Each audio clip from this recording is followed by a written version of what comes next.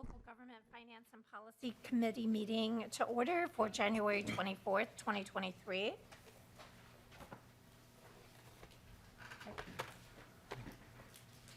Oh, Hanson, I have Hanson. Do we have a quorum present? A quorum is present. We'll start first with approval of the minutes for January 19th. Rep. Hanson, would you like to move the minutes for January 19th? I will. Thank you. Rep. Hanson moves the approval of the minutes for January 19th, 2023. Is there any discussion? Seeing none, the minutes are adopted. This morning, we have a little bit of conflict. So there is a Rules Committee meeting at the same time. So a few of our members will be at the Rules Committee meeting, and then will join us after as soon as they can. We will begin today with a House Research Department and Fiscal Analysis Department overviews. And it is my understanding that we will start with Helen Roberts doing fiscal first, and then we will move to state government with Matt Gehring, and then to local government with Chelsea Griffin. So with that, Ms. Roberts, if you would introduce yourself for the record and begin your overview. Thank you. Good morning, Madam Chair and members. Again, I'm Helen Roberts from the Nonpartisan House Fiscal Analysis Department. And just a reminder, and especially for new members, nonpartisan staff serve all the members of the legislature, and my department, as well as House Research, provides impartial and confidential services to the members. And as a fiscal analyst specifically, my duties are to track all of the budgetary decisions for this committee, to request fiscal notes for the committee, and basically to answer any questions on budget or fiscal issues that you might have. So to begin, I'm going to walk through, you have this handout with a couple pie charts, just to give you a really, really high overview of the accounts within this committee. The House, State, and Local Government Policy and Finance Committee appropriates the funding for and oversees the operations of several state agencies, boards and councils, the legislature, and constitutional offices.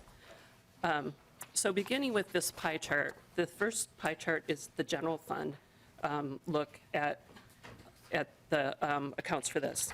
And for this committee, the general fund appropriations make up less than 2% of the overall state general fund budget.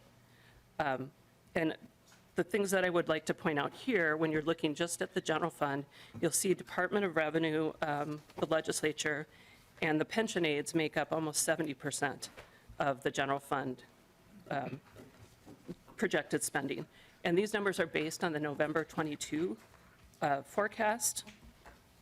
And these numbers will also be adjusted by the February forecast, but they will provide the starting point for any discussions of the target for this committee. Moving on to the next pages, you'll just see some quick, it's again, 10,000 foot level look at the forecast expenditures for the general fund for this committee. And I'm not going to walk through it line by line, but it does give you a sense of sort of the different groupings of agencies that are funded. You'll see the legislature, the constitutional offices, some of the major executive branch agencies, admin, MMB, minute services, and revenue. Then a variety of boards and commissions and councils, some 4 occupational licensing boards, and then the retirement funds. And I know we have a couple members on this committee that are on the pension committee, so they would have heard some discussion about this yesterday morning. The pension spending that's in this committee is the direct aids to the major state pension plans. There is also aid that's carried in the tax committee that you may have heard discussed for related to volunteer firefighters, but this again is aids to the state plans. And then there's some quasi-state agencies that are included, the Historical Society, Humanities Commission, and then we also fund the public broadcasting grants through Department of Administration. So you'll see at the bottom of this, the total forecast expenditures is just over $1 billion from the general fund. Moving on to the second pie chart, this is the all funds pie chart. And this shows a picture of the accounts under this committee's jurisdiction when we look at all funds, not just the general fund. And as I didn't mention this before, but many of the committee's large agencies like admin, MMB, revenue, provide services to other agencies. Minute is a really important one. And so that's what you see in this pie chart, that all of a sudden Minute and admin become a much bigger piece of the picture because they are providing services to other agencies through their non-general fund activities. So you have this pie chart, but that's not all. Moving on, because the pie chart only that I'm using the numbers from comes from the consolidated fund statement, which does not include what we call internal service funds or enterprise funds. And there's quite a bit of activity in our agencies that are characterized as either internal service funds and or enterprise funds. And you'll see on page 5 just some examples of those. This is not a comprehensive view of every internal service fund, but it just wanted to give you sort of a flavor. You can see in Department of Administration in particular, they have several different internal service funds that provide various services to state agencies.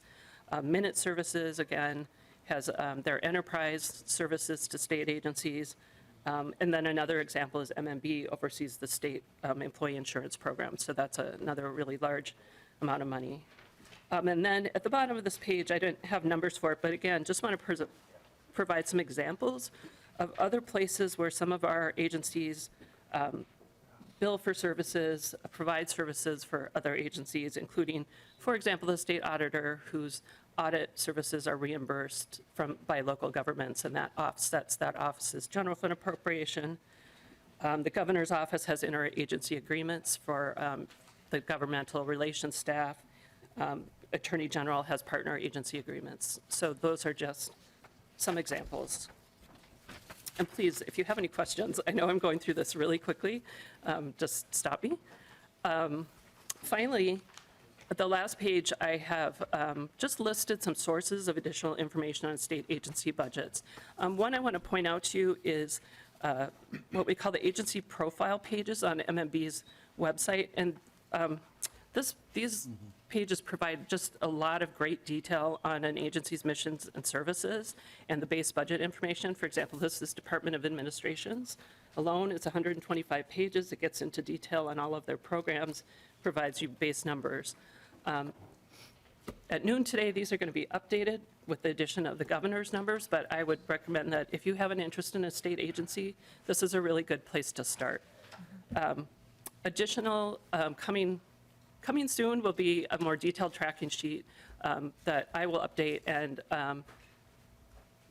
am available to walk through it either with individual members or groups of members as if that's of interest. And finally, we have additional detail on the budget that the fiscal analyst can access through the budget planning system. So if anybody, again, if you have any interest in like digging into an agency more, just let me know and I can probably provide you additional information. And that's it, my summary. Thanks. Thank you, Ms. Roberts. And also, you have provided a glossary of terms. Yes. And I would just would like to, if you want to say something about that. Yes, thank you. I'm not going to walk through this, but yes, this is a part of a publication. There's a bigger publication that our department does. And I will point out that we probably have the best acronym of anyone in any committee. If you look at the first one, I don't know how to pronounce that, but it's my favorite acronym for a state council. Thank you very much. And I just want to thank you for your help, guidance, and assistance in a nonpartisan way. You are a wealth of information, and you have a great deal of knowledge, and I greatly appreciate that. Do you members have any questions for Ms. Roberts? Okay, if not, thank you again. Really, I cannot say thank you enough for the help and guidance that you give to all of us at the legislature. Mr. Gehring, would you like to identify yourself for the record and begin? Sure. Madam Chair, members, my name is Matt Gehring. I'm from the House Research Department. Just to talk a little bit about the way and role of my office relative to Ms. Roberts. House Research is sort of the policy nonpartisan office of the House, so my colleague Chelsea and I are both available to for help with bill development, amendment drafting, bill drafting. You'll see our bill summaries in the committee packets when you have bills on the agenda, including today. You see, I think, two of Chelsea's summaries. We're also available just to talk through ideas if you have questions or ideas for a bill or amendment you might want to pursue, but you're not quite sure yet. We're sort of staff available to you, regardless of your political affiliation. We'll serve all of you in that sort of development role. So we're happy to be of service in whatever way would be of use to you in your legislative work. All of us in House Research are assigned based on particular subject areas. So I handle state government operations, I handle elections and campaign finance, as well as redistricting policy. Chelsea will, when we get to her portion, she can explain her areas of jurisdiction. But just assume that any, no matter what your sort of issue areas of interest within the legislature, there is someone in House Research who's available to help you with that topic. We'll find the right person. If you don't know who to go to, and I know that sometimes that's sort of an issue, trying to figure out who the right person to ask is, you can always ask me, you can always ask Chelsea, and we'll make sure we get you to the right person, because it can be kind of confusing sometimes. So that's a bit about our office. I'm going to talk a little bit about the policy jurisdiction of this committee. Ms. Roberts talked about the finances and the accounts that are within the committee, and the policy jurisdiction is sort of related to those accounts. There is a memo in your packet with our House Research logo on the top that is a list of the state agencies that are within the jurisdiction of this committee. I'm not going to read through the memo for you specifically. It's just meant primarily as a resource for you. One of the things that members, particularly new members of a committee like this, often ask is where to find particular laws that govern the work of a state agency or a topic that they're interested in. And so this memo is intended to sort of identify the agencies and also help you identify the statute. So if you want to go read up on the work of the Department of Administration, you can find the chapter of law that you would look to for that topic. Also within the memo, I've highlighted in a few sections, and I'll talk about these more at the end, a couple of areas where there are sort of recent policy changes that the committee might be interested in learning more about, including to the legislature. There's a couple of legislative auditor reports that I've noted in here that have been released more recently. So that information is also in the memo, and if you look at the electronic version of the memo rather than the hard copy, they should all be hyperlinked, so you can just click on the links there to find the reports that are being cited. So rather than reading through the memo, what I'm going to talk about more generally is kind of the way this committee is structured and kind of the jurisdiction of this committee, because it's a bit unique in the kind of structure of committees we have. So in most legislative committees, what you find is a relatively narrow topic area, and you, as a member of the committee, sort of become a really deep well of expertise in that topic area. So for example, transportation or public safety, something like that, you have really kind of one primary big agency, and you spend most of the session sort of really diving deep into the work of that agency and the way that they serve Minnesotans. State government is a bit different, because instead of being sort of a really deep well of expertise in a particular topic area, you're all expected to be and to have a really deep well of expertise on a variety of topic areas. So you are sort of generalist experts in a way in this committee. And depending on the way you sort of count or think about this, for me, I sort of think about it in sort of like four kind of buckets of types of policy work that you'll see come before you. So the first kind of bucket of agencies that will be of interest to you are the major state constitutional offices and functions of the constitutional officers. So the legislature, the office of the governor and lieutenant governor, the state auditor, the attorney general, and the secretary of state. These are all kind of the offices of state government that are established by the Constitution and perform specific functions and service for Minnesota through their constitutional functions. And all of those agencies are within this committee's jurisdiction. You've already heard from several of the constitutional officers. You'll hear more about the legislature later in session when you hear the legislature's budget proposal. All of those areas of work are within this committee's jurisdiction, not just for the accounts, but also for the policy work that they do. The one exception is, of course, Chair Freiberg has the elections committee, so there's policy work that's happening within the Secretary of State's office in his committee, but in general, state government is the home for the policy work of all the state constitutional officers. And then the second bucket of kind of policy area that is really in my view, is kind of the sort of bulk of the policy work of this committee is the set of state agencies within your jurisdiction that really provide services to all of state government. This is where the title of the committee comes from. So within this bucket, I have the Department of Administration, which provides facilities management for all the state-owned property within the state. So the Department of Administration, in the way that it provides services, as it acts as a landlord for most state agencies. So if you're a different state agency, you're typically leasing your office space from the Department of Administration, who would act as your landlord. Department of Administration also facilitates state purchasing. So whenever a state agency has to enter a contract, they often work with the Department of Administration on making the purchase, and there's sort of a pretty robust body of law that governs how contracts are issued for state agencies and how they're bid out. And admin is really plays a central role in that. Department of Administration also has an office called SMART, which is an office that provides HR and accounting functions for smaller boards and commissions of state government. So they're providing that service out to other functions within the state enterprise. And admin provides fleet services and mail services. So all the kind of postal mail that comes to the executive branch gets sort of sorted through a facility at admin and gets sent out. So this, as Ms. Roberts said, there's ways that agencies sort of pay for these services to admin, but these are all, there's lots of other sort of smaller things that admin does, but really those are the big kind of major services that they provide to the full sort of complement of state agencies. Similarly, Minnesota Management and Budget, MMB, you'll be familiar with, is the finance-oriented agency of state government. So MMB is the agency that works on the state budget and provides accounting services for all of the agencies, and really is sort of the keeper of the accounts of state government. So when you hear of money being appropriated, it typically will have run through MMB in some capacity.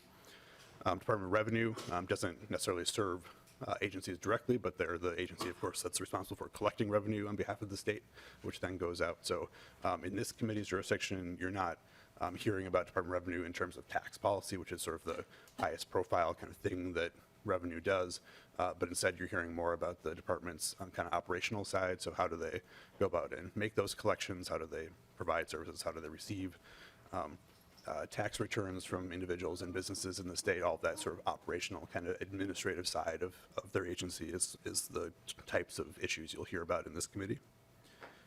The Office of Minute Services, so Minute is the IT, enterprise IT agency for state government.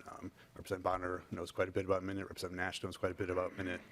One of the things I highlighted in the memo is that there's a new legislative commission on cybersecurity that works closely with Minute, and it's a commission of legislators that are sort of tasked with kind of keeping tabs on cybersecurity issues across state government. And Minute is really the sort of central agency that is responsible for making sure that state IT services not only have appropriate cybersecurity, but also just in general, they're the kind of IT services agency for executive branch agencies. And they're the biggest one. If you looked at Ms. Roberts' pie chart, you would see that Minute is really the biggest agency that charges out agencies for their services. So they don't necessarily have a big general fund appropriation that you'll see in this bill, but they do have a relatively big budget that comes largely from their billing to state agencies for their services. The Office of Administrative Hearings is another office that is, it's a relatively small office, but does have a pretty significant role within agencies. They help facilitate rulemaking proceedings as well as what are called contested case proceedings. So these are contested cases are situations where an individual might challenge an agency's decision or a policy choice that an agency is making in interpreting the law, and they would pursue what's called a contested case proceeding. And the Office of Administrative Hearings is an office with a set of what are called ALJs, administrative law judges, that help facilitate those disputes and help the agency come to a resolution. And then lastly, in this kind of services to state agencies budget, I included the Minnesota Historical Society. There's sort of some room for interpretation there, but I included them. You sort of hear about the Historical Society mostly because of the kind of historic preservation and kind of historic sites work that they do. But within state government, they're also the repository for the state archives and state papers. And so they really are providing that service to state agencies in addition to kind of the sort of public-facing role that they provide. And it's a really interesting area to learn more about. I would encourage this committee, if you are interested at some point, to go take a tour of the state history center, and particularly get a tour of the archives that they have in their building. So in the basement of the Historical Society, there's several floors of these sort of huge caverns of state papers and archives, and you can see things like blueprints from the Capitol and papers from previous governors' administrations, papers from previous legislators, all sorts of things that are sort of really interesting to see that relate to the work of state government. So that's kind of the bucket of things that I think you'll likely hear most about, and really you'll see the sort of most policy work come out of these types of agencies and their work. And then lastly, there's a set of what I call sort of small boards and commissions that are, it would be unfair to say that they have narrow constituencies, but they do have sort of a narrow mission and focus. So there's about 18 of them. The Campaign Finance and Public Disclosure Board you'll all be familiar with as the agency you go to for campaign finance reporting. The State Board of Investment is responsible for investing state money resources. So they have investment strategies that they use that includes the state pension funds. The Capital Area Architectural and Planning Board is responsible for decisions related to development on the Capitol complex right here in St. Paul. There's three sort of gambling vices kind of entities that are within this committee's jurisdiction: the Gambling Control Board, the Racing Commission, and State Lottery. All relate to gambling in some respect, and they have sort of narrow responsibilities within that topic area. The Amateur Sports Commission is a commission that manages a number of facilities within the state that relate to sports leagues. The big one is the facility in Blaine that hosts soccer and hockey and all sorts of activities. There are three ethnic councils. They're sort of colloquially referred to as the ethnic councils that serve particular ethnic groups within the state. And then the Indian Affairs Council is another that sometimes gets lumped in with the ethnic councils, but they're really technically a different agency. They have a little bit broader jurisdiction. All of those groups are within the jurisdiction of this committee. The State Arts Board sort of shares jurisdiction with this committee, along with the Legacy Committee. The Minnesota Humanities Center, which you heard about last week, is part of this committee's work.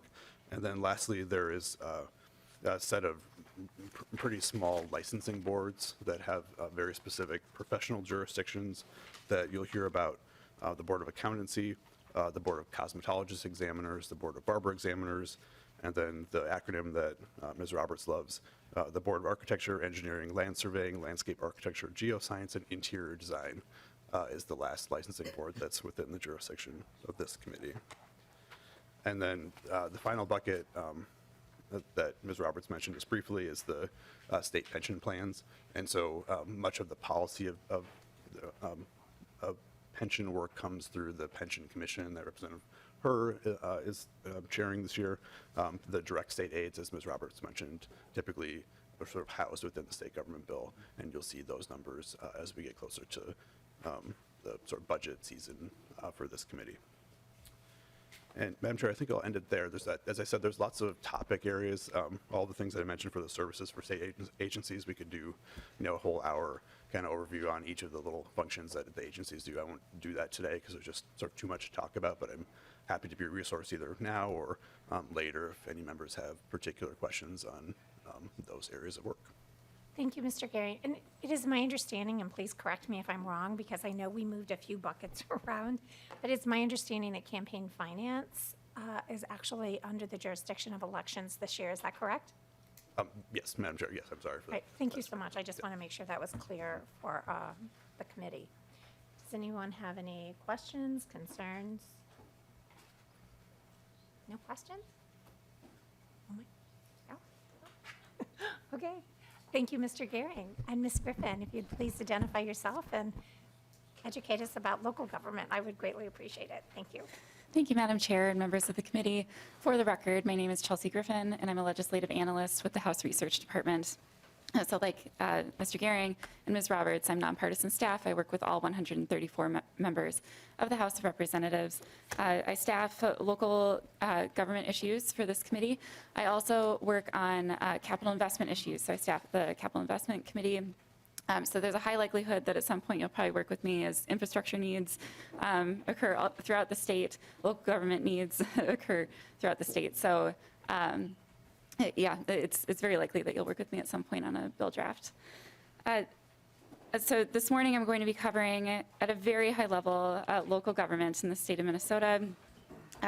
To be clear, this topic is extremely broad. It's extremely complex. There are so many different provisions, hundreds, thousands of provisions in the Minnesota statutes that pertain to local government. I really can't even begin to scratch the surface on this topic this morning. So what I've done is I've selected 3 topics that I think are important for the committee to be aware of relating to local government. I'll cover them in brief. I also supplied the committee with 3 different publications that relate to the topics that I'm going to be discussing, and they're included in your packet. There's the State Local Relations House Research publication, the Special Legislation publication, and please note that there's also a more lengthy Special Legislation publication with House Research that goes more into the history of special legislation in the state. And then there's also the Minnesota Open Meeting Law publication as well. That one, it could be a particularly useful resource for you to share with local officials that may have questions about the open meeting law in your districts. So to start off, I'm going to cover how state and local governments interrelate. The term local government is a general term for governmental entities of the state that provide functions and services at the local level. This term usually refers to counties, towns, and cities, but it can be defined to include only some of those entities, so only counties and cities, for example, or to be more expansive, to include certain types of special districts, for example.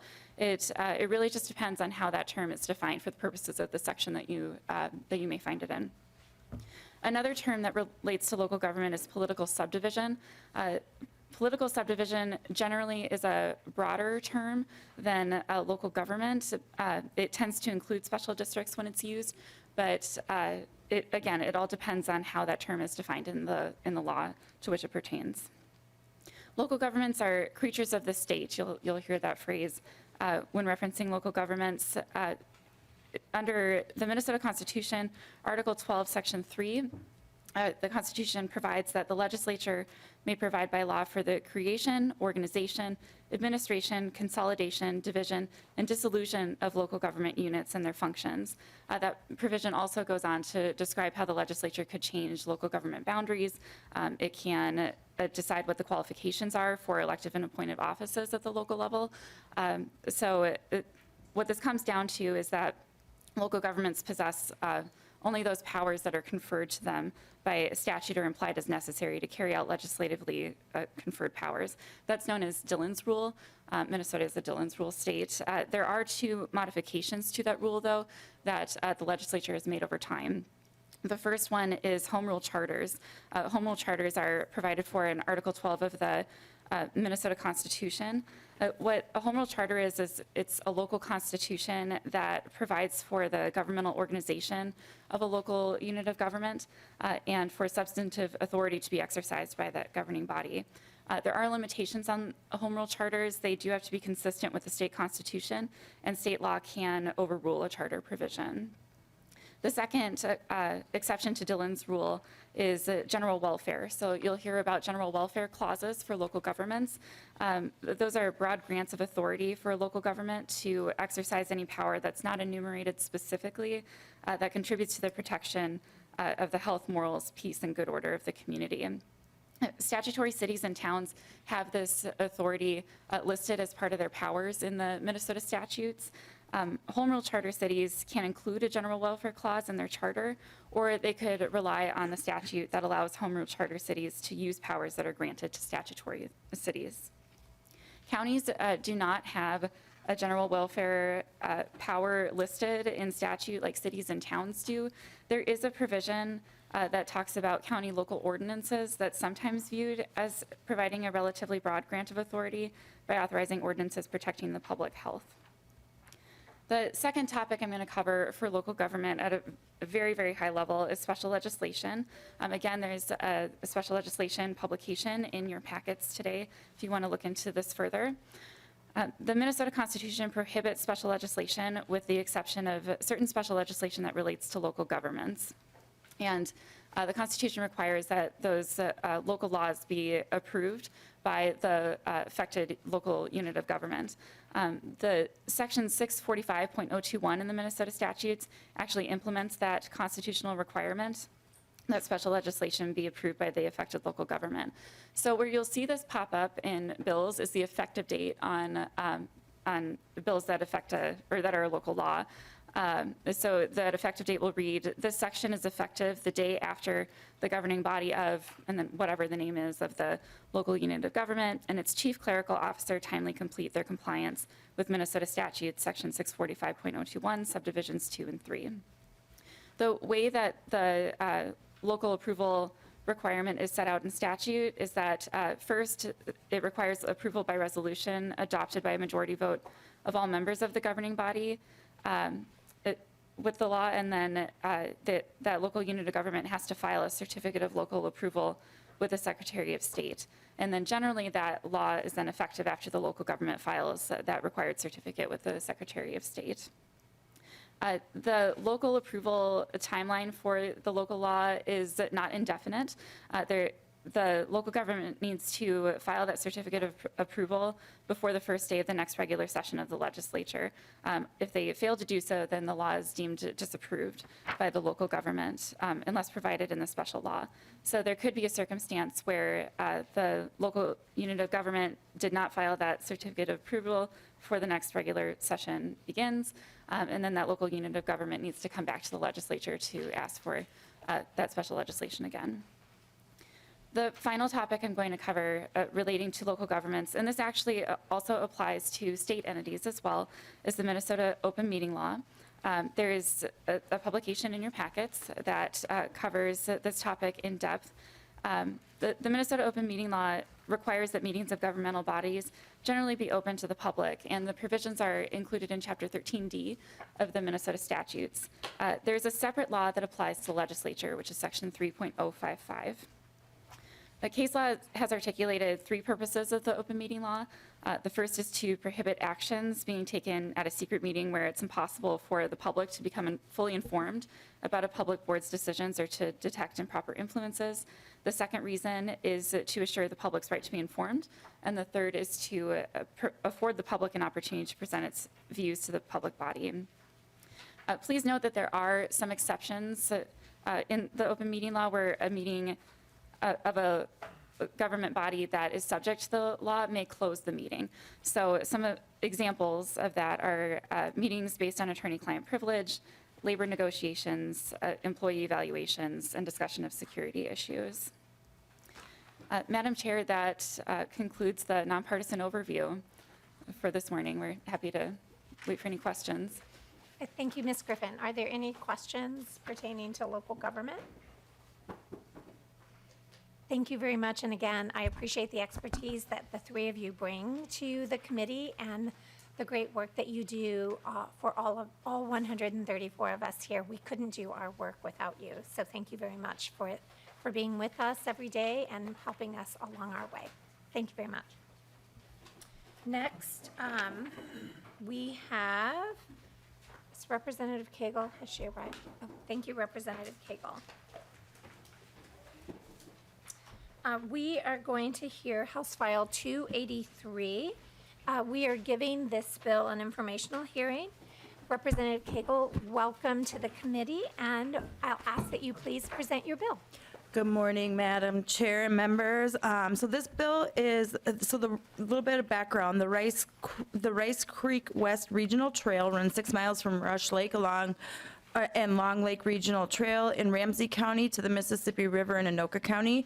2 miles of that trail are located in Ramsey County. The remaining 4 are in Anoka County in the city of Fridley. A 1.4-mile portion of the trail is located within the city of Fridley within 3 city parks: Lock Park, Plaza Park, and Lock Lake Park. The city of Fridley desires to take responsibility for planning and maintaining the regional trail portions located within these 3 parks. And with that, I will turn it over to Mayor Scott Lund. Thank Good you. morning, Madam Chair. Thank you, Mayor. Mayor Fridley. Thank you so much. Mayor Please identify Fridley? yourself again for the record and begin your testimony. Okay, Scott Lund, Fridley Mayor, and honored to be representing my community for now 23 years, so Well, welcome. thank you.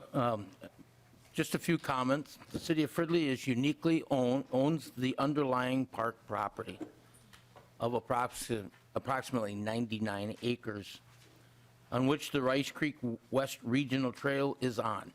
We contribute more than land than what is just the trail, about 100 acres or 99 acres.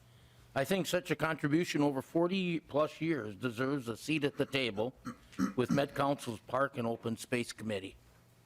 This would allow the city to have direct representation for its residents and the many, many visitors on that regional trail. My understanding has been that the county is neutral on this issue and would not oppose Fridley from seeking implementing agency. The city of Fridley is competent in being able to maintain this park and the regional trail asset. We can do the job, and our citizens are very supportive of it. We just passed a $30 million bond for redoing 28 of our 39 parks over the next 8 years. And our citizens, Can you hold on just a moment? sure, I realize you need to have a conversation, but with the audio, it will pick up on your microphone, and we want to make sure that the mayor's testimony can be heard. So please, if you just lower your voices, I would appreciate it. Mayor, I apologize for the disruption. Please continue. okay, no problem. So our citizens are supportive. In terms of ability, we are no different than the cities of Bloomington and St. Paul, who are currently implementing agency. As mayor, I can tell you that I and the council are very committed to maintaining and advocating for the regional asset. In fact, our parks staff are already making plans for programming within that park, which would be a new thing since we've taken it over just a couple months ago. With that, I'm open for any questions that the committee may have. Thank you. And Representative Koegel, would you like to entertain questions at this time? Sure. I do believe, though, that Anoka County There is here. There is Yeah. another testifier, that's why I'm asking the question. We do have Mr. Perry, if Mr. Perry would like to come forward and testify.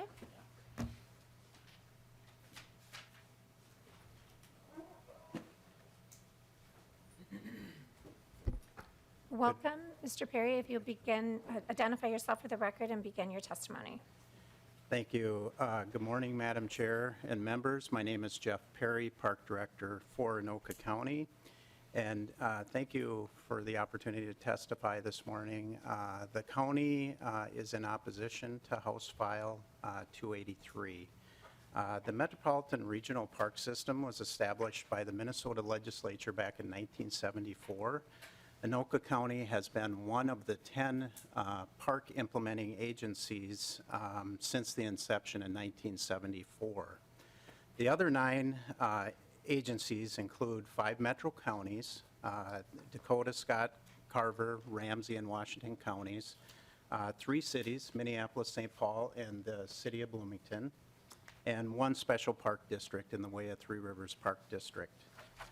For nearly a half a century, the Metropolitan Regional Park and Trail System has served the citizens of Minnesota and the Twin Cities metropolitan area by providing an abundance of opportunities for outdoor recreation, exercise, well-being, and natural resources conservation. I've recently met and conferred with all other of the 9 park implementing agencies, and we collectively oppose House File 283, and let me provide the reasons why real briefly.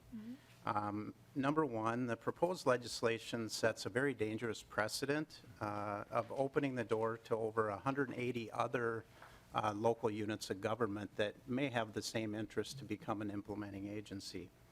Number two, adding the city of Fridley to the list of implementing agencies does not grow financial resources available for the regional system. In fact, it does the opposite. It would further fragment the resources. Reason number three, the bill does not strengthen the metropolitan regional park system. It diminishes the purpose of regionalizing the system, which is meant to serve the needs of a growing population in the metropolitan area and not the needs of one community.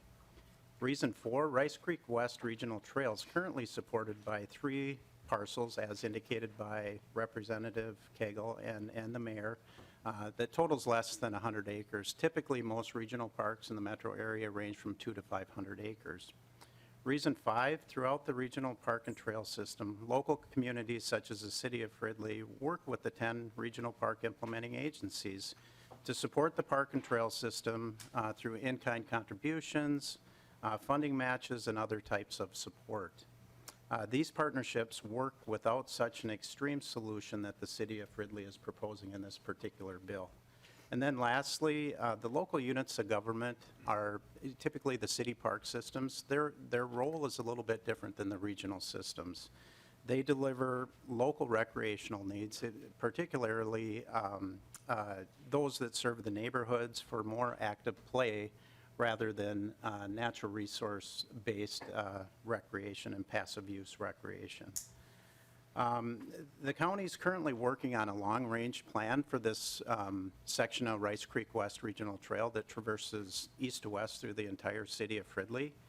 And this planning effort offers meaningful opportunity for the city to participate in that planning process for the future of this trail to best serve the citizens, not only in the city of Fridley, but the entire metropolitan area. In conclusion, Madam Chair and members, I would just kind of like to leave you with an analogy of the scale of what this bill is proposing.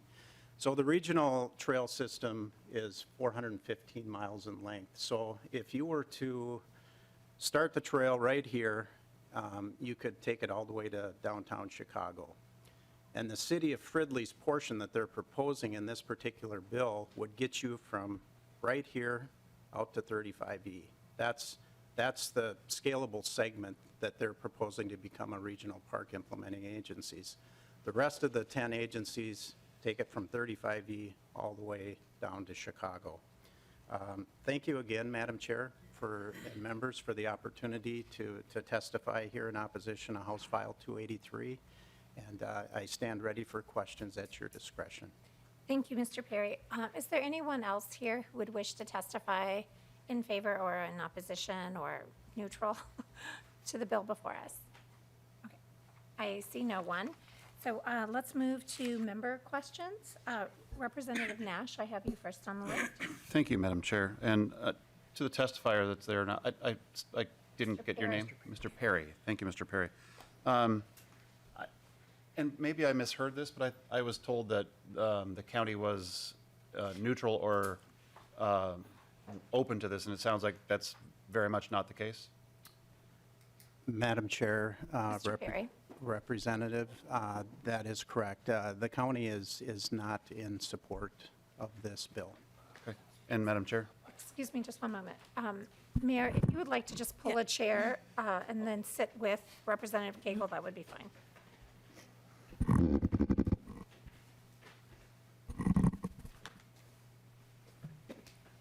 Thank you very much. One moment, please. Representative Nash. Thank you, Madam Chair.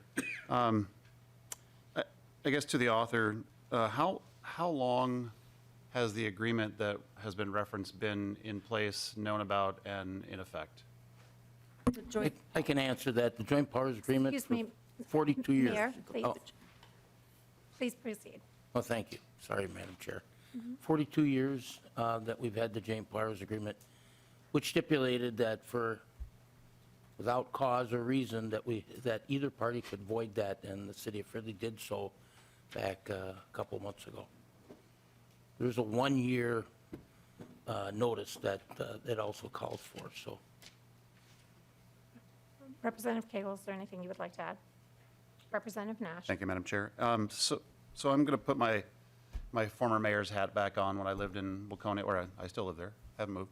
But when I was the mayor of Waconia, the city's parks were owned and funded by the levy that was done in Waconia, and we factored that into our funding problems.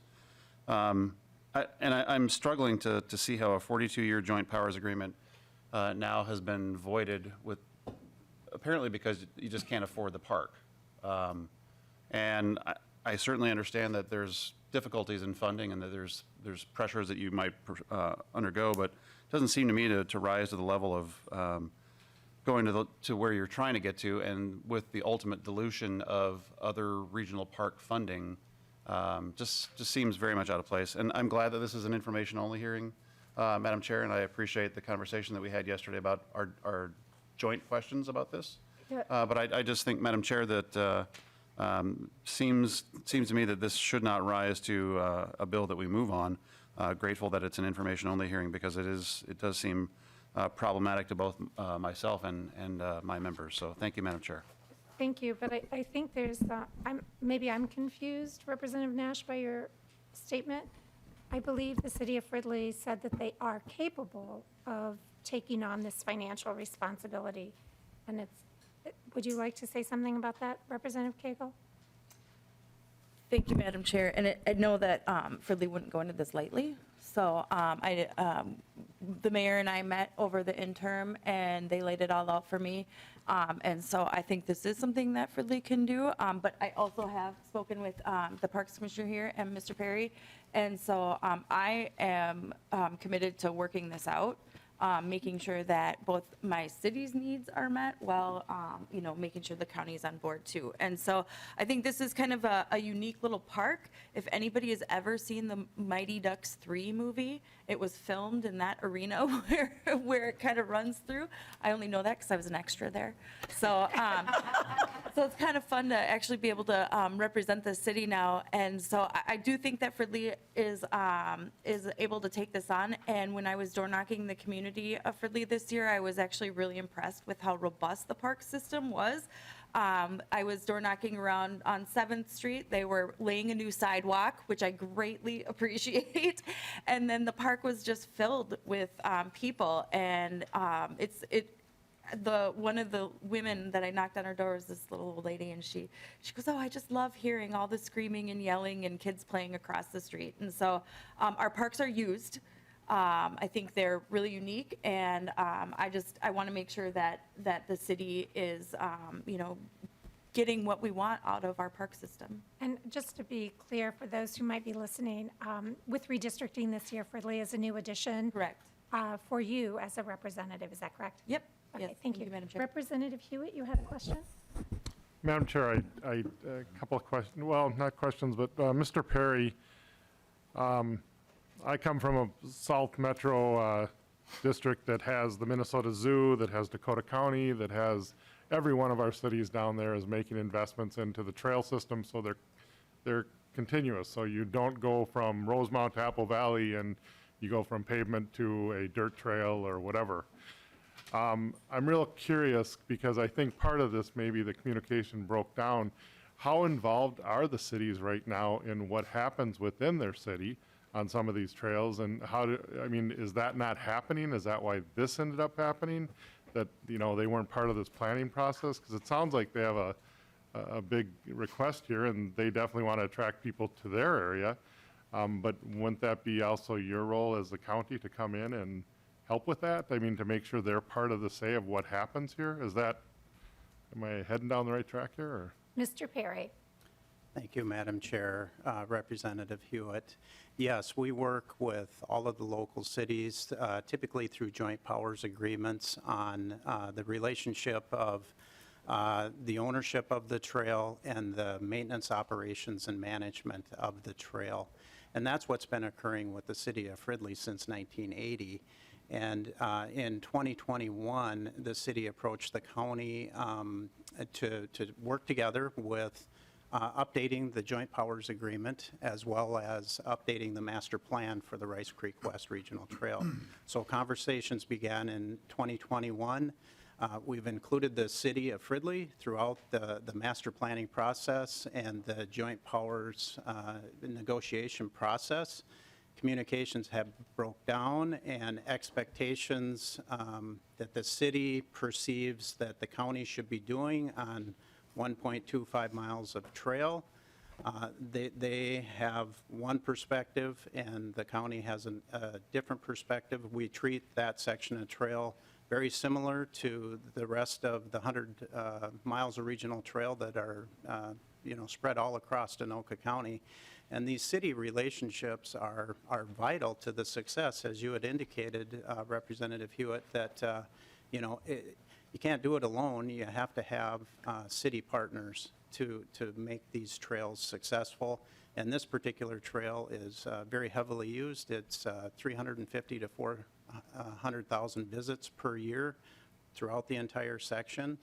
And Anoka County has, in good faith, I can assure you, tried to work through these issues with the city of Fridley, but we came to a stalemate, and I think that's the impetus of the city's desire to terminate the joint powers agreement, and then subsequently to pursue becoming an implementing agency.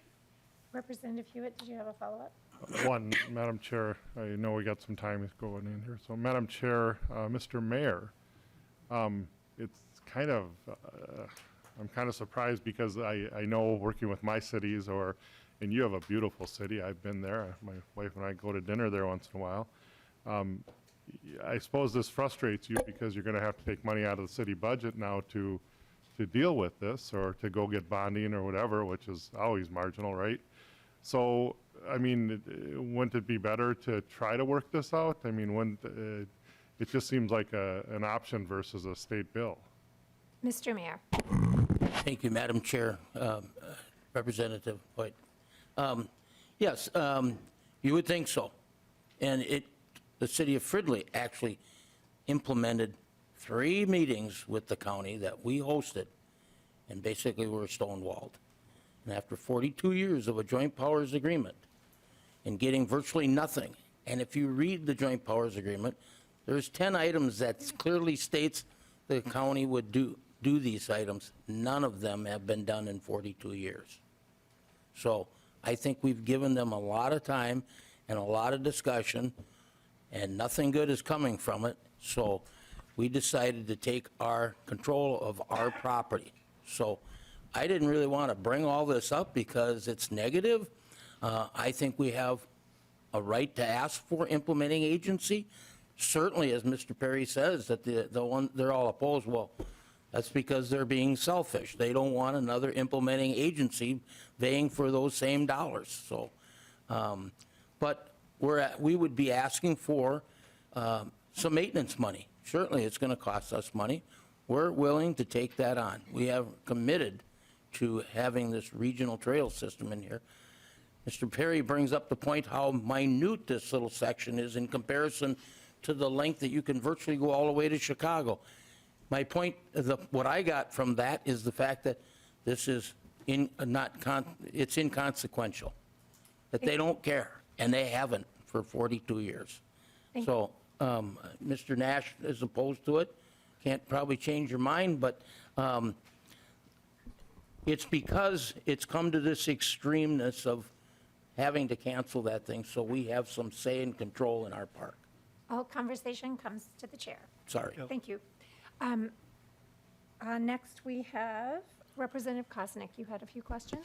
Thank you. I have, I think, 2 questions and a lot of the discussion, and I know that this is informational, but it's always good to see the friendly mayor from Fridley here.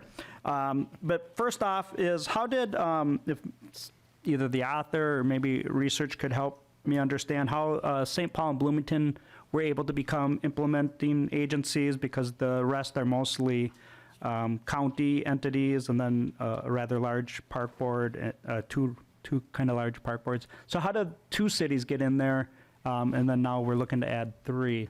Thank you, Representative. Is there some history or context for that, Yeah. Madam Chair? We'll keep it limited just so that we can answer the question before us. Madam Chair and Representative Koznick, I didn't do a thorough review of the statutory history for this provision. I can look at that if that would be helpful to you. Thank you, Ms. Griffin. Representative Koznick. Thank you, and I guess I would be interested because that's kind of the context of what I think is being proposed in the author's bill. And as was stated, my concern would be that there are so many cities in the metro area that would like to probably get some additional funding for their city parks, and that would probably be a very good discussion to have in the committee and would raise a lot of questions. So I think that's probably why we're doing this on an informational basis then. But Mr. Mayor, like I said, appreciate when you're up here at the Capitol and good to see you. You'd answer the question of, the actual advantage is of being an implementing agency is that your city would now receive additional funds. But in this pool of money, it's taking away funds from other regional park systems, of which are in my community and district that I represent. But so we're not expanding the pool of dollars. And so I think it might be good to kind of work this out in a friendly manner and maybe come up with a better option here. But I appreciate the efforts of the author and the mayor, and I appreciate Mr. Perry being here as well. Thank you, Representative Koznick. Representative Joy. Thank you, Madam Chair. Perry, Commissioner Perry. Question I have is, so up in my district, we're working on Heartland Trail, and it's collaboration with counties, cities, and I'm a former mayor as of December last year, 6 years. I keep hearing across the board we haven't been able to work for 42 years. Is that what you've seen too on your side? I would imagine in 42 years you guys probably have changed seats at local levels. And I guess I'm just surprised, and I guess I'd like some background on that. And then I'd like some background of how many other cities are you guys seeming to have this challenge with too, if you could. Thank you. Thank you, Representative Joy. And I will just say, we don't want this to be a confrontation. So if you would just speak, Mr. Perry, as to meeting requests and avoid personalities, I would appreciate that. Thank you. Please proceed, Mr. Perry. Yeah, thank you, Madam Chair and Representative. The past 42 years, I can speak to the past 27 years of my tenure at Anoka County, and not until 2021 were any issues brought to the county. So from 2021 to present day, we started working through some issues that the city brought to the county's attention. And to the second part of your question, Madam Chair and Representative, is we have 21 various local units of government that we work with throughout our regional park and trail system. And we have a presence in each of those 21 jurisdictions, and we have relationships with all 21 local units of government. And I would say, by and large, all of those relationships are positive in working together for shared goals to serve the public the best that we possibly can. Thank you. Representative Koegel, you wanted to say something? Yeah, thank you, Madam Chair. And I think, this is kind of a unique situation. The city actually owns the park, and there is there's actually the new city hall is there, Public Works, a nice big kind of amphitheater area out the back. And then you go to the dog park and the regional trail, and it doesn't really match the beautiful park that we have right behind our city hall.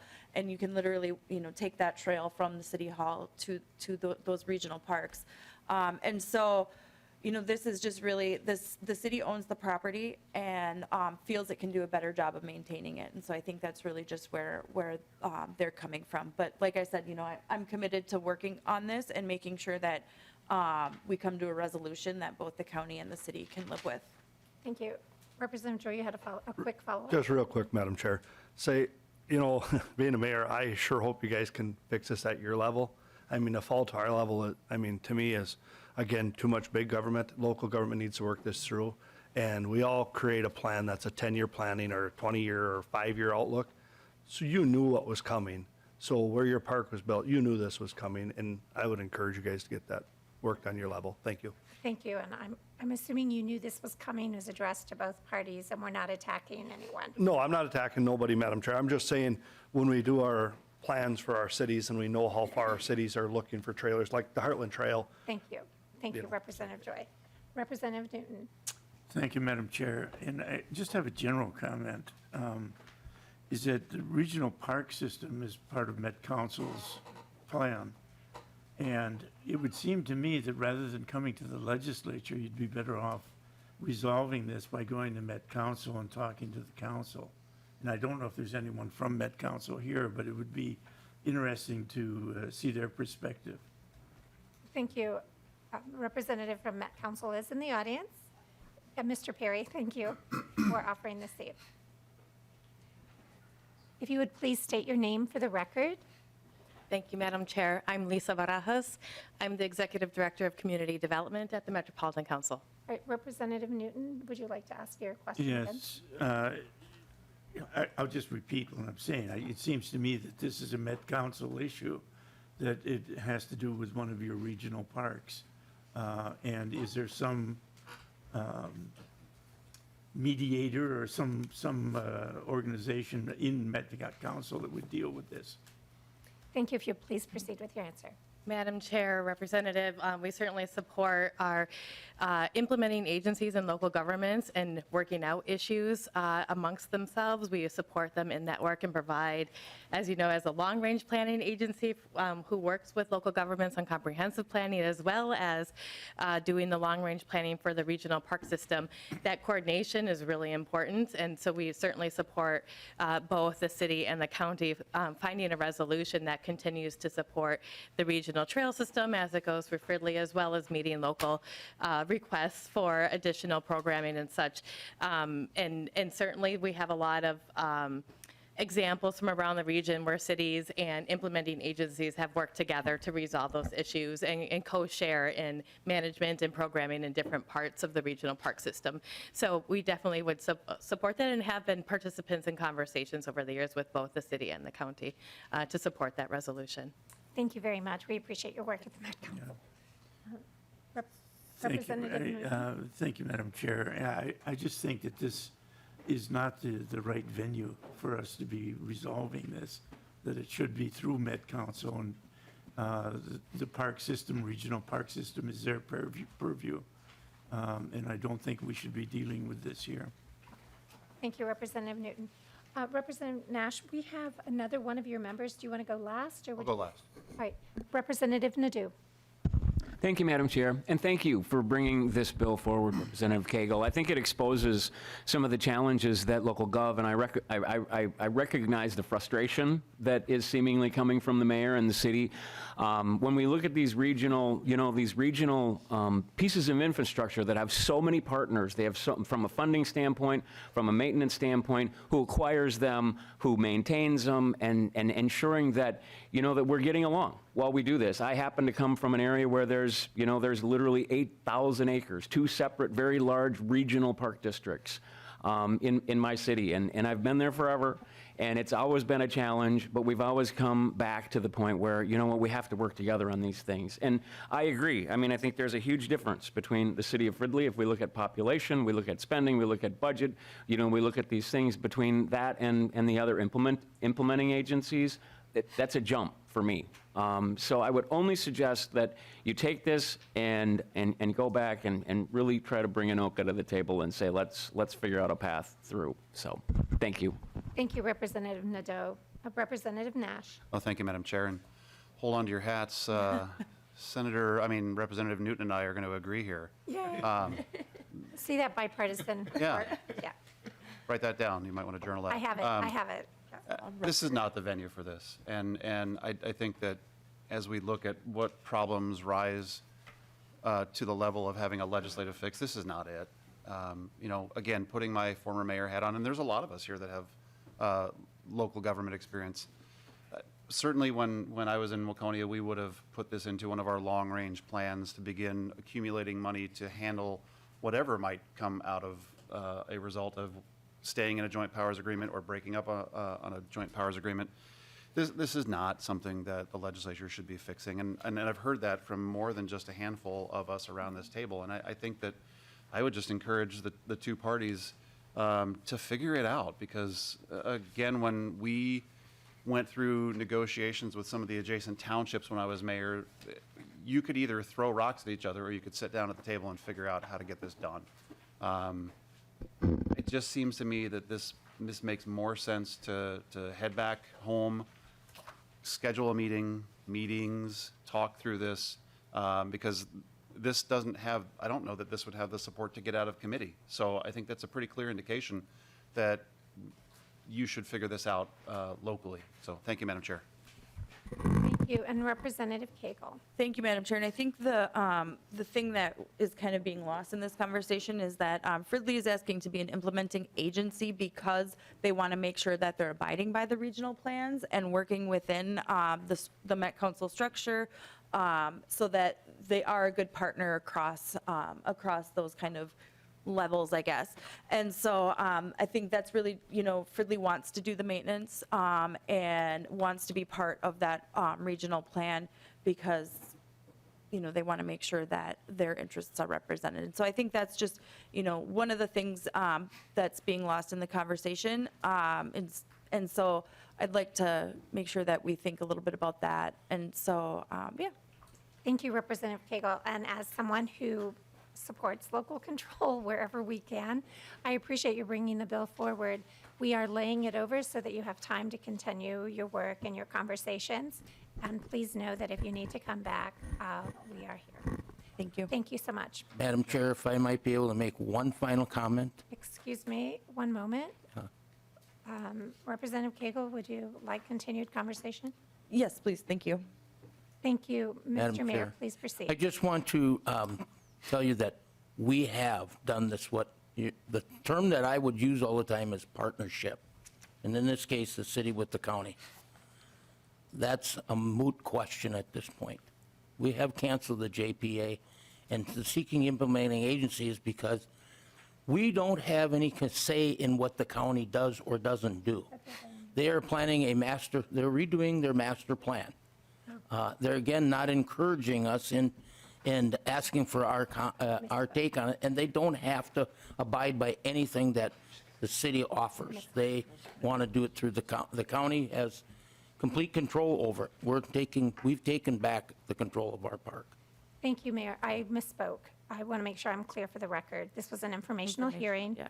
and I misspoke. So this was an informational hearing. Thank you for bringing this forward. I look forward, Representative Koegel, to our future conversations on this matter. Thank you. Thank you so much. And thank you, Representative Nash, for catching that for me. I'm here for you. Thank you for your Partnership, time. I love it, all over the place this morning. Thank you. Our next bill will be Representative Freiberg, House File 159, and this one is to be laid over.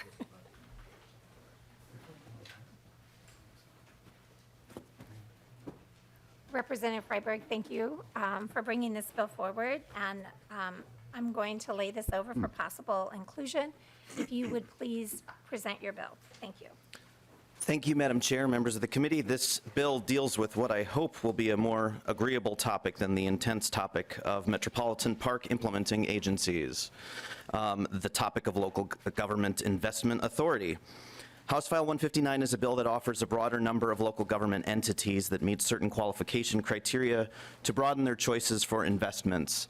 A similar bill was advanced in 2022 with bipartisan support in both the House and Senate, and it was included in the ill-fated state government finance supplemental budget bill that failed to become law. Currently, cities and counties have a limited number of investment options, such as U.S. Treasuries and certificates of deposit from banks that are FDIC insured. These investments work well for short-term investments, but do not work as well for long-term investments, such as when a city is setting aside long-term capital funds to pay for replacing a water treatment plant. The fixed income investments have not kept up with inflation for over a decade. The result is these local governments are falling behind financially. In 2017, the legislature recognized this issue and enacted a law that allowed cities and counties over 100,000 in population, local government insurance pools, or those governments that have a AAA bond rating, to invest a small amount, 15% of their cash and savings, in equities or stocks, but only through a U.S. broad market equity fund. This allows those qualifying local governments more choice to invest their cash for long-term obligations and projects, and to keep up with inflation while ensuring that risk is minimized. The bill has two parts to expand on the 2017 legislative action. Sections 1, 2, and 3 would allow cities with their debt rated at AA or higher to invest in the same options that's currently available to AAA cities and counties under the 2017 law change. This is a matter of fairness to smaller cities, some of which do not have sufficient financial obligations to be able to obtain a AAA bond rating. AA-rated cities typically have a separate finance department and oversight from a third-party auditor to ensure compliance. And I'd like to draw your attention to a letter in your packet from Robbinsdale Mayor Bill Blonigan that's in support of this provision. Mayor Blonigan hoped to be here today to speak in support of this provision, but was unable. Section 4 would clarify and allow local government insurance pools, including the League of Minnesota Cities Insurance Trust, that provide property insurance and workers' compensation insurance to many local governments, to invest in the same type of investments that the state of Minnesota invests in through the State Board of Investment. The local government insurance pools have longer-term investment horizons because their payouts are longer-term. In addition, the local government insurance pools have outside investment advisors and a board who set clear investment guidelines. This provision was in a bill chief authored by Representative Albright last year. With me to testify is Gary Carlson from the League of Minnesota Cities, and I hope members will look favorably upon this legislation. Thank you, Representative Freiberg. Mr. Carlson, if you'd identify yourself for the record and begin your testimony, please. Thank you, Chair Cleavorn and members of the committee. My name is Gary Carlson. I work with the League of Minnesota Cities. We represent 837 of the state's 854 cities, and I think our largest non-member city is under 120 or 130 population. Representative Freiberg did a wonderful job of explaining the bill. This is really the compilation of two bills that were discussed last session. Number one was a bill that he authored on behalf of Mayor Blonigan that deals with the AA credit-rated cities and counties. The other bill was Representative Albright's bill that dealt with the League of Minnesota Cities Insurance Trust, the Counties Insurance Trust, the Township Insurance Trust, and the School Board's Insurance Trust. Those trust funds are established to provide insurance services for their members. Our insurance trust provides workers' compensation and property casualty insurance for those members that choose to insure through us. I think right now we have more than 830 cities that choose to insure with us. That does not include the largest cities like Minneapolis, St. Paul, and several others that also self-insure. So the reason especially on the piece of the bill related to the Insurance Trust Investment Authority, we did decide to carve that out and create a separate subdivision for clarity purposes in this bill. You can see that it appears as a new subdivision, but it really is meant to make it easier for people to understand this expanded investment authority. Also, what is included in the bill is a reference to Minnesota Statutes 11A.24. That is the statute that governs the State Board of Investment Authority. The reason we are looking for the longer-term horizon and the broader investment authority for the insurance trusts is that we have seen a dramatic increase in the number of long-term workers' compensation claims, especially those related to post-traumatic stress disorder. And many of those claims can be 20 or 30 or even 40-year payouts, depending upon the horizon upon which that individual was injured in the line of duty. And so the longer-term investment horizon gives us the ability to realize much better returns on our investment over a longer period of time, thereby reducing the cost to taxpayers of covering those long-term insurance claims. So, Madam Chair, we support this bill. We agree with Mayor Blonigan on the AA credit-rated cities. That would add, I think right now we have about 30 AAA credit-rated cities that are eligible for the 118A.09 investment authority. This would increase that to between 80 and 90 cities. I don't have the county numbers in front of me. I don't have all of the credit ratings from the three major credit rating agencies at my disposal at all times. So, Madam Chair, I would stand for any questions, but we do support the bill. Can I just ask one quick clarifying question? So when you're saying by allowing this bill, we would increase, 60 more cities could prevail themselves. You said up to 90, so I just want to make sure we're talking about 60, potentially 60 more cities. Madam Chair, that is correct. Our estimate is that there would be about 60 additional cities that would be eligible. I mean, a good example, just before me testifying today was the county of Anoka. I believe they are a AA, maybe a AA plus credit rated county. City of Fridley is a AA or a AA plus rated city. So both of those would then be eligible under Sections 1, 2, and part of 3 for the expanded investment authority with the State Board of Investment or in index mutual funds. Thank you very much. Mr. Massman, I believe, is also here to testify.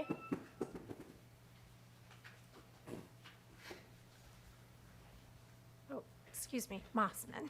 Forgive me. If you'd please state your name for the record and begin your testimony. Thank you, Chair Clevern. Matt Mossman, Minnesota Inter-County Association. MICA represents 15 of Minnesota's larger and faster-growing counties, including 4 metro and 11 greater Minnesota counties. And I'm testifying this morning in support of House File 159 also, and I want to thank Chair Freiberg for introducing the legislation again this year. The bill has been well explained, obviously, by Representative Freiberg and Mr. Carlson. I would just add a little bit of county flavor to our support for this legislation.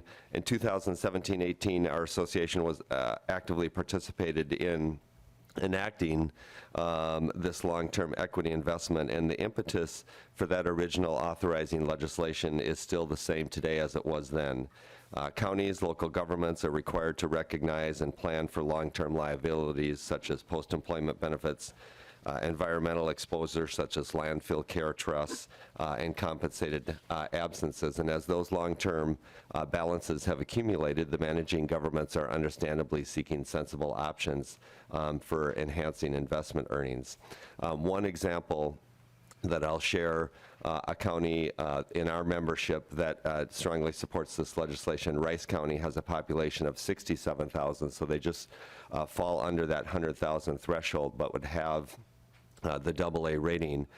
They operate a closed landfill, and so they are required to set aside funds for post-closure costs that might be needed decades down the road, but they're unable, despite intensive efforts to try and maximize the returns in that investment or in that fund, can garner approximately about 2%, has been their history. And so this would allow local governments like Rice County the opportunity to get better returns for their taxpayers, frankly, for their funds to help pay for these costs and potentially offset things like tipping fees that go into those funds as well, and still cover the costs that'll come forward. So House File 159 would allow the jurisdictions under 100,000 with the AA rating, and I apologize, I don't have the number of counties in front of me that would have that rating.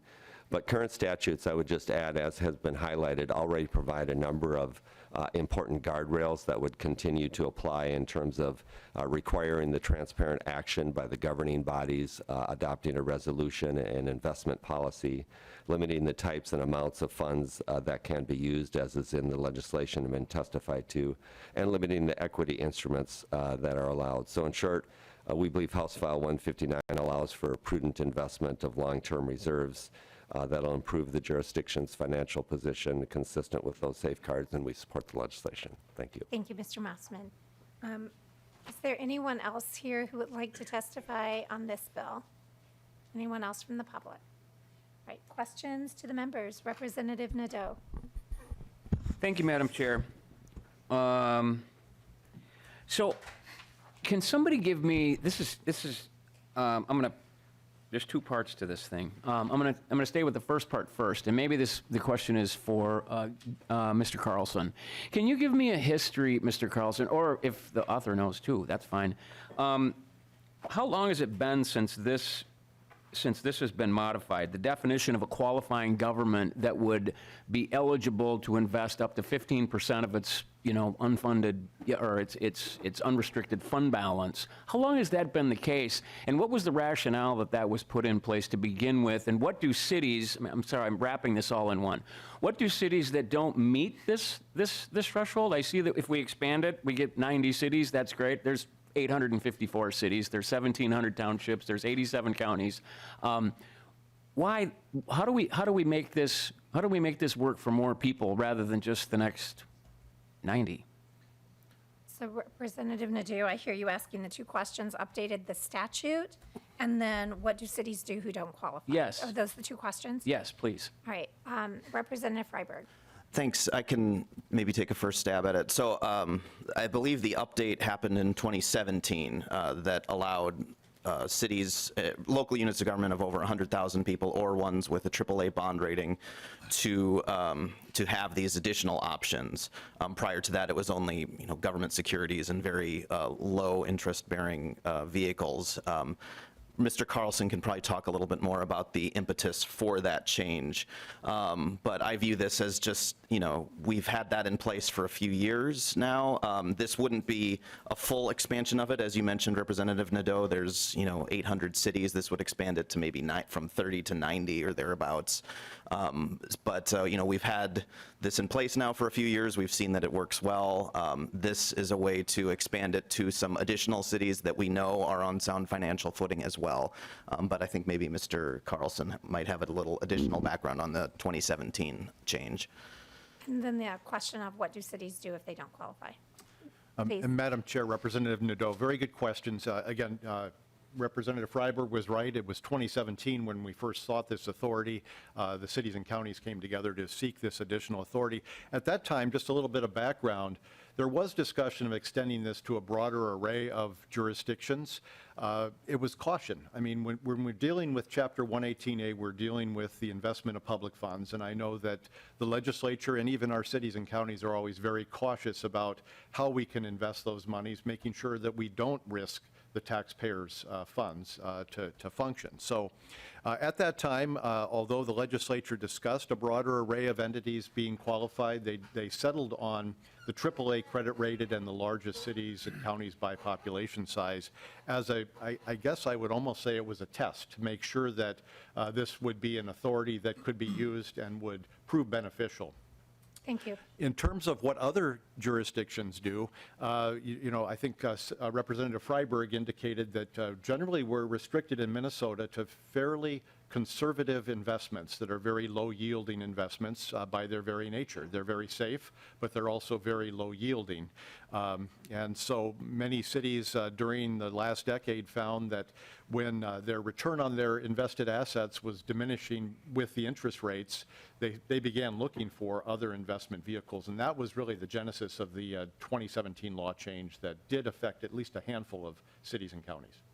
We have Thank you. 7 minutes left. I know you have a follow-up, but if we can allow okay. someone else to speak and Yep. then come back if we have Thank you, time. Madam Chair. Thank you, Representative Nadeau. Representative Hansen.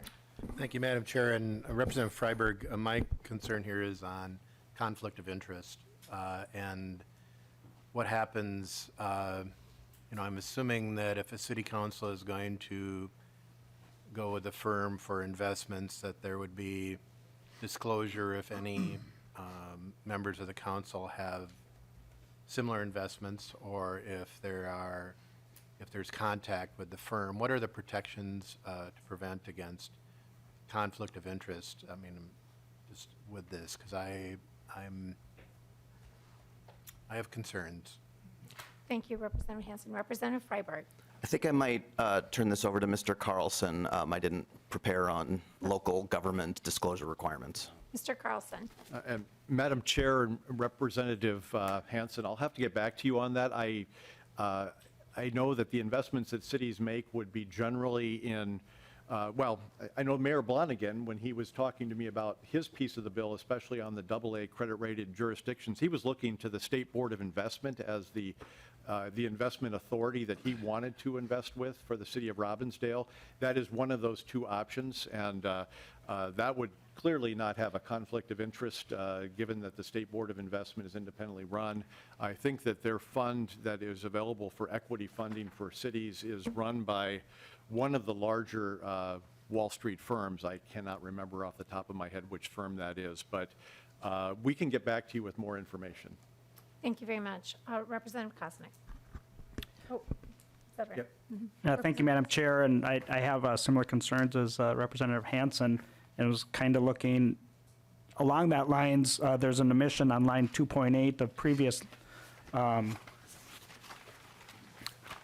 previous legislation, but it's kind of added in above that. Can you explain what the significance of that is? In subsection 2, it's the index mutual fund investment must be made directly with the main sales office, but then it looks like it's added in on line subdivision or item 1 above that. Representative Freiberg. Yes, I believe that was just cleanup language. It didn't really make sense in reference to the State Board of Investment, so it was put in the proper place, but Mr. Carlson can confirm that. Mr. Carlson. Madam Chair, Representative Kosnick, that's correct. In looking at the 2017 law, we realized it was rather incorrectly drafted, and that clause should have been referencing index mutual funds and not the State Board of Investment. Madam Chair. Representative Kosnick. Well, thanks for clarifying that, and I had similar concerns of conflict of interest type and where the investments are purchased through, so I presumed it was to kind of save fees. But also on line 3.17, I appreciate that it does mandate that there must be an investment policy resolution. Have you discussed or thought of the fiduciary responsibility like the State Board of Investment has to have the highest and best return for the stakeholders? There's a popular trend in ESG type investing that may even divest from Minnesota industries, particularly mining I'm thinking of. That would be a concern to me, and if that's a concern to any members here, I have a bill for that I'd love to have your support. But have you given consideration of that? Does that come into play? Maybe Mr. Carlson might know with current entities that are able to participate in this since 2017. Thank you, Representative Kosnick. Mr. Carlson. Chair Cleavorn and Representative Kosnick, we haven't talked about any ESG type investment restrictions or overlays on this. This was really meant just to give some additional authority. The sections you're referring to is generated or really affects the 4 insurance trusts run by the local units of government or the 4 statewide local government associations. And I've not heard any discussions of any sort of ESG types of investment criteria. Thank you. We have 2 more members who wanted to speak, and we have 3 minutes. Representative Bonner, quickly, please. Thank you, Madam Chair, Representative Freiberg, and to our testifier. I certainly understand the value of wanting to look at long-term options to make sure that we can secure those funds for the long term. You had mentioned that we actually did this in 2017 where we allowed certain cities to do this. Do we have any indication or any data on how those cities have performed during that time? I know the market is a little bit volatile right now. So I think, being that these are monies of the public trust, I'm curious if we have any data on how things have been going and what that might look like as an indicator for future. Thank you, Mr. Carlson. Madam Chair, Representative, the only city that I know that has used the State Board of Investment option is the city of Woodbury, and I don't know how long their investment has been in place. I do have some information from the State Board of Investment's non-pension asset that cities can invest in if they choose this option under 118A09. In the most recent quarter, so this would be quarter 4 of 2022, the quarterly return was 7.54%. The 1-year return, this is a little eye-popping, was negative 18%. The 3-year return was 7.66%. So if you even factoring in that bad 1 year, the 3-year return, and many of these investments we're talking about are much longer than a 3-year horizon, that 3-year average is 7.66%. The 5-year average is 9.42%. So again, we're talking about a limited amount of the cities or the counties' cash and other assets held for long-term in a 15% of that amount held for a longer term, and the markets generally do perform, but this is not without risk, I have to say. This is certainly a risk option that would have to be considered in the investment strategies of cities and counties. Thank you. Now, I would like to apologize to Representative Kosnick. I know he wasn't finished, but for time, we just are allowed 2 questions. I'm going to let Representative Freiberg close, and then if we bring this bill, if we need to have further conversation, it's being laid over now. There'll be opportunity for us to continue to speak with Representative Freiberg. So Representative Freiberg, will you please have closing remarks, and then we'll end our meeting. Thank you, Madam Chair. I think this is, I think the 2017 law has worked well. This would expand that law to a few cities that we know to be on strong financial footing. So I appreciate your hearing the bill and hope we can continue a discussion on it to ultimately move it forward. Thank you. Thank you, and I appreciate your willingness to let us lay this over so we can continue conversations so that all concerns are addressed. And with that, members, we've concluded our business for today. We are adjourned.